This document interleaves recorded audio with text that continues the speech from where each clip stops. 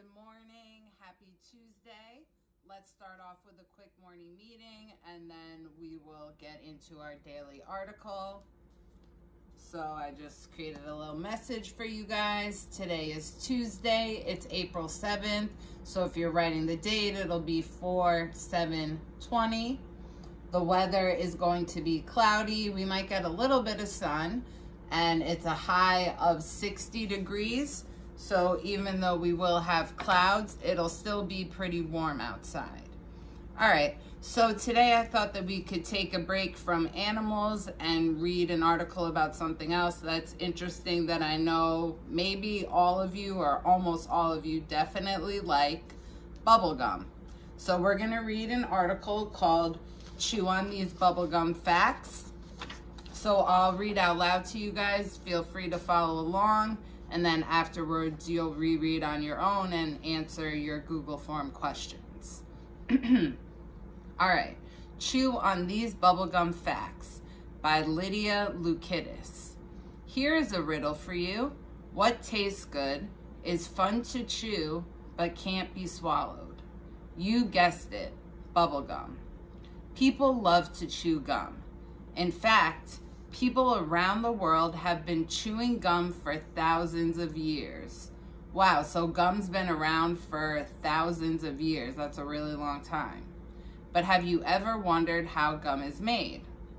You may not believe this, but gum comes from trees. Ancient Greeks chewed something called resin. They got it from the bark of mastic trees.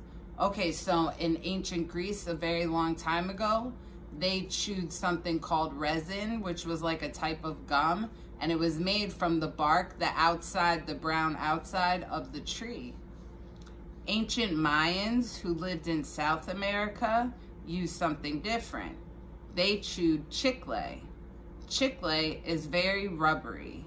It is made from the sap of the sapodillo tree. Okay, so a long time ago, another group of people, the Mayans, they also chewed gum that was made from trees, but this was made from the sap. Sap is like a sticky substance that leaks out of the tree. The indigenous people of North America, so the Indians in America, they chewed the sap from spruce trees. So they also chewed on sap, just from a different type of tree. In 1871, the chemist Thomas Adams created chewing gum made out of chicle. He manufactured it. That means he used machines to make a lot of gum. Then he sold it to many people. The good thing about chicle was that it did not melt when you chewed it. Instead, it got softer the more it was chewed. So this guy, Thomas Adams, he created a chewing gum using chicle, so something that the ancient Mayans had already been using. Chicle was used to make gum for many years. Then, in 1928, Walter Deamer invented modern bubblegum. The first bubblegum was pink. Deamer called it Double Bubble. Today, pink is still the most popular color for bubblegum, but chicle is no longer needed to make gum. Chemists figured out ways to create artificial gum. So nowadays they don't use chicle or that type of sap, because they figured out a way to make it artificially using other ingredients. Everything could be made in a lab, so they don't need the natural ingredients from the trees anymore. Chemists discovered other things too. For example, they figured out how to make the gum's taste last longer. That made people happy. I'm sure, because no one wants to chew gum once it's not flavorful anymore. But people who chew gum need to remember something. Gum is not meant to be swallowed. When we eat food, it is digested in our bodies. That keeps us healthy. However, our bodies cannot digest gum. Some people believe the gum sticks together in our stomach and blocks everything. Others even believe that gum stays there for 7 years. This is not true. So those are myths. Those aren't true. Some people think that if you swallow gum, it's gonna stick to your stomach and block everything from going through. Other people think that the gum is gonna stay stuck inside of you for 7 years, and that's not true. Those are just myths. Things that people think are true, but they're not really true. If you swallow gum, it will just come out when you go to the bathroom, but you're still not supposed to swallow it. There are many ingredients in today's bubble gum. There is sugar, corn syrup, softeners, flavoring, and latex. The latex makes the gum stretch. That way you can blow bubbles. Speaking of bubbles, do you know who blew the biggest bubble in the world? According to the Guinness Book of World Records, Chad Fell from the United States did.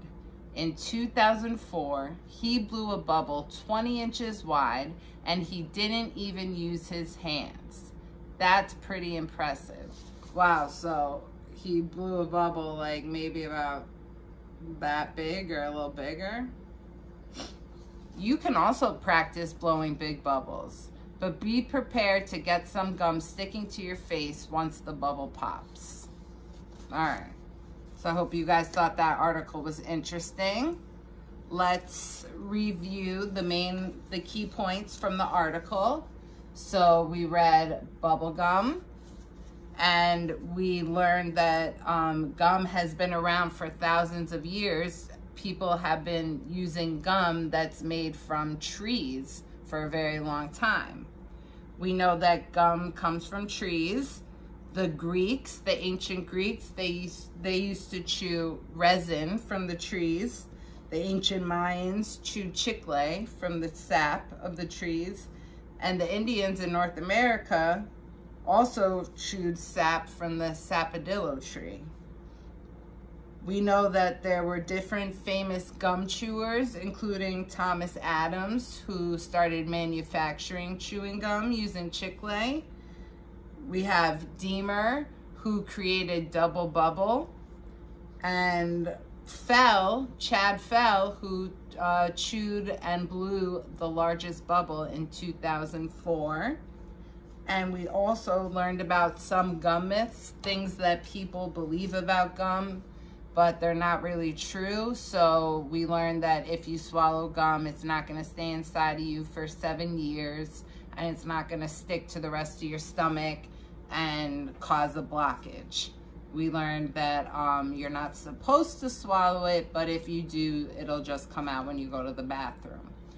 All right, guys, so now you're going to reread the article on your own and answer the questions. All right, see you later.